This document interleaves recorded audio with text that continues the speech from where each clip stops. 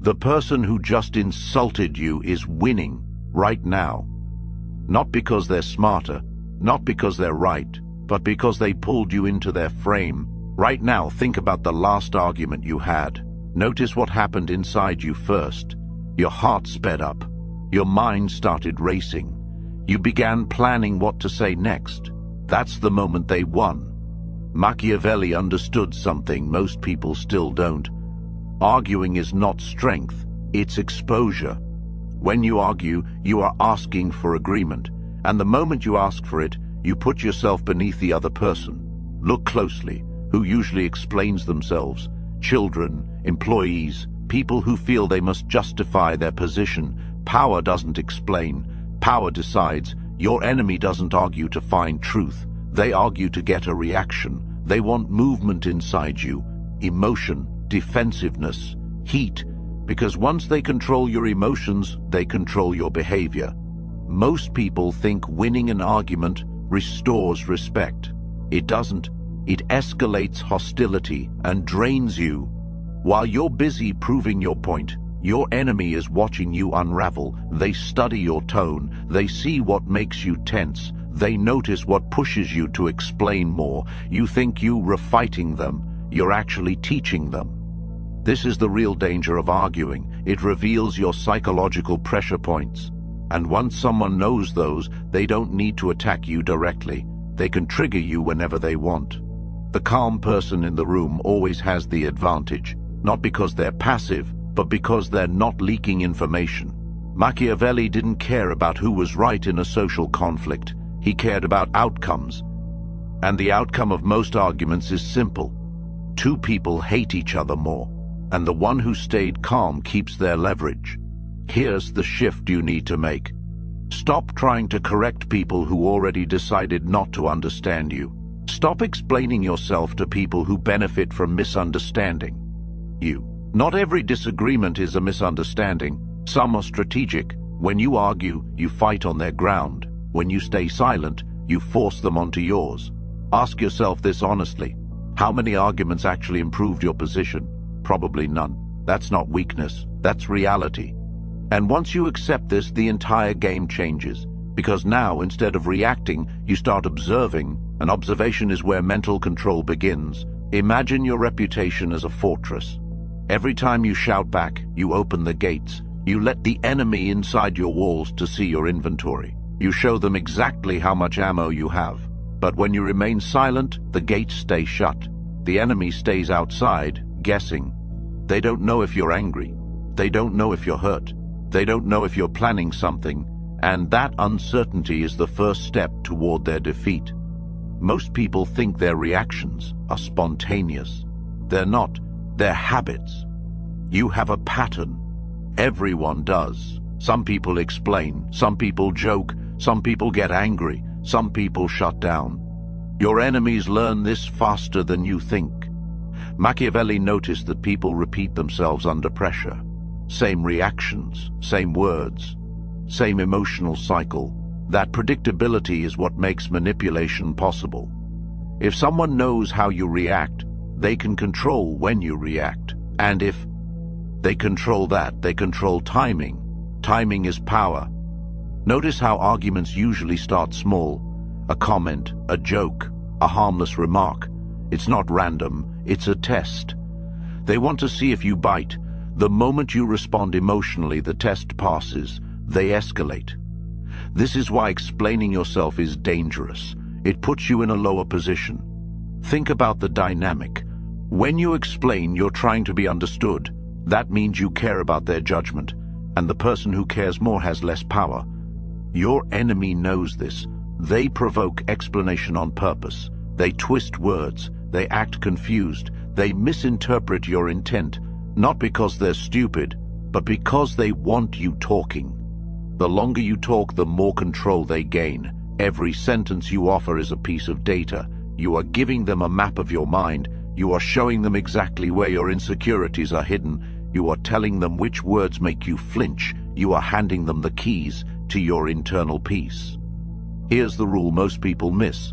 The person who reacts first is already behind. Silence disrupts this pattern. When you don't respond the way they expect, their script breaks. Now they're uncertain.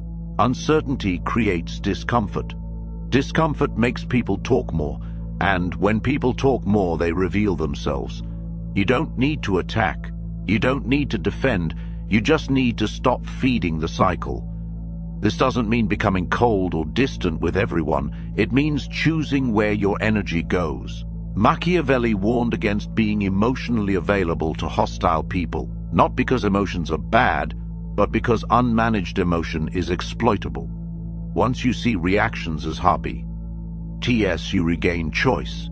You pause, you observe, you decide. That pause is everything, because in that pause, control shifts back to you.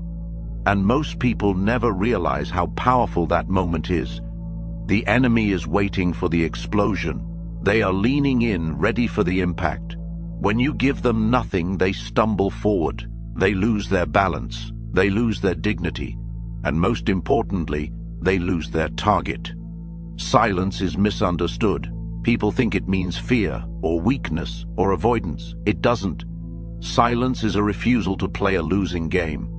When you don't respond immediately, something interesting happens. Your enemy starts filling the gap. They repeat themselves. They escalate. They justify. They reveal insecurity. Silence turns pressure inward. There's a psychological reason for this. The human brain hates unresolved situations.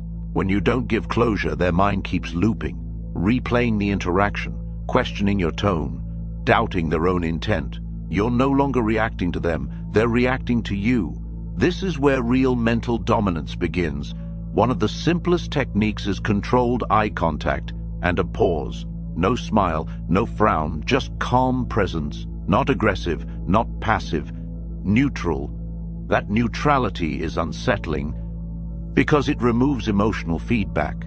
And without feedback, people lose orientation. You don't need clever comebacks. You don't need long explanations. You need restraint. Machiavelli knew that the most effective weapon is the one you never have to fire.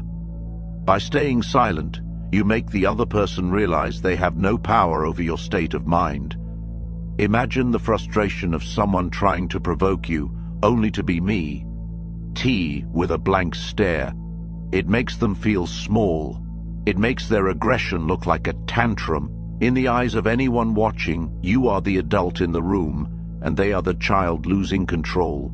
Silence also protects your reputation. Arguments make you look reactive. Silence makes you look grounded. Others notice this. They may not understand it consciously, but they feel it.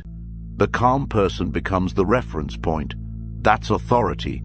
Another benefit of silence is energy preservation. Arguments drain you. Silence conserves you. Instead of replaying conversations in your head later, you walk away intact. Ask yourself this: how many nights were ruined by things you wish you had said differently? Silence prevents that. It also filters people. Those who only engage through conflict lose interest. Those who respect boundaries adjust their behavior. Either way, you win.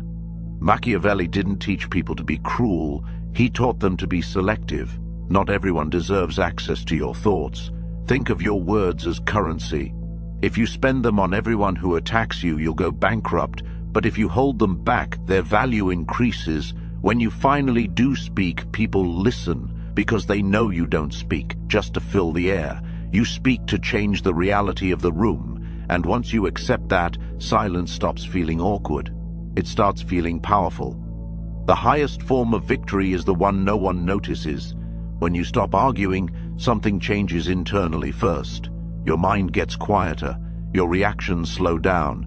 Your energy returns. You stop needing to prove yourself. That's when people lose leverage over you. Your enemy wanted a reaction. They wanted to lay the rent-free in your head. When you deny that, they lose interest or they spiral. Either outcome favors you.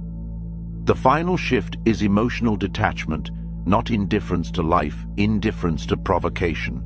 You don't need their respect. You don't need their apology. You don't need them to understand you. That freedom is terrifying to people who rely on control and attractive to people who value stability. Machiavelli understood that the prince who is most secure is the one who cannot be swayed by the winds of public opinion.